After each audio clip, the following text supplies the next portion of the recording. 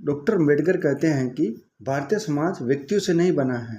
भारतीय समाज असंख्य जातियों का ऐसा जमावड़ा है जिसका जीवन परस्पर कटा हुआ है, जिनके कोई साझा जीवन अनुभव नहीं है तथा जिनमें बंधुत्व की सहानुभूति का कोई जुड़ाव नहीं है। इसलिए जाति व्यवस्था का अस्तित्व समाज के इन आदर्शों के अस्तित्व के लिए और इसलिए लोकतंत्र के अस्तित्व के लिए भी एक साक्षात चुनौती है।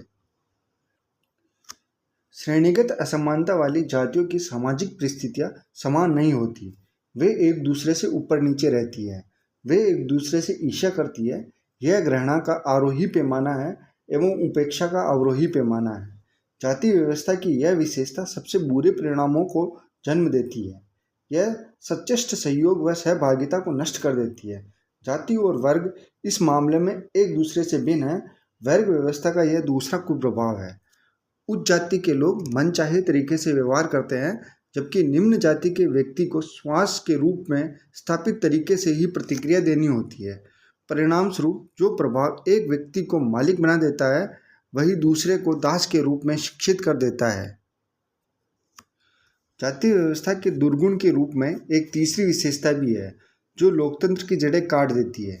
क्योंकि जाति किसी व्यवसाय विशेष से बंधी रहती है, व्यवसाय के आधार पर वर्गीकरण व्यक्ति के विकास को रोकता है, जो जानबूझकर व्यक्ति का विकास होने से रोकता है और जानबूझकर लोकतंत्र से वंचित करता है।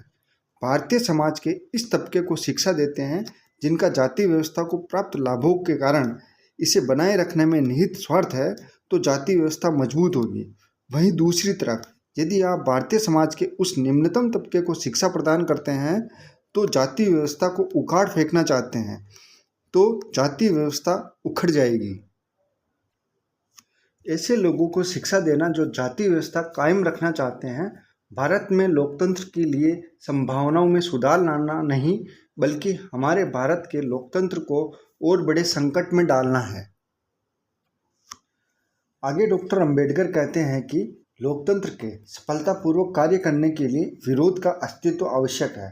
लोकतंत्र आनुवंशिक सत्ता या तानाशाही सत्ता का निषेध है। लोकतंत्र का मतलब है कि कहीं न कहीं किसी न किसी मुकाम पर उन लोगों की शक्ति पर एक विटो होना ही चाहिए जो देश पर शासन कर रहे हैं। क्या उनकी नज़र में वे इतने सुयोग्य है कि उनके हितों की देखभाल के लिए, उनके प्रारब्ध को आधार देने के लिए, उनकी रक्षा के लिए उन्हें शक्ति और सत्ता सौंप दी जाए? इसी को मैं विटो कहता हूँ।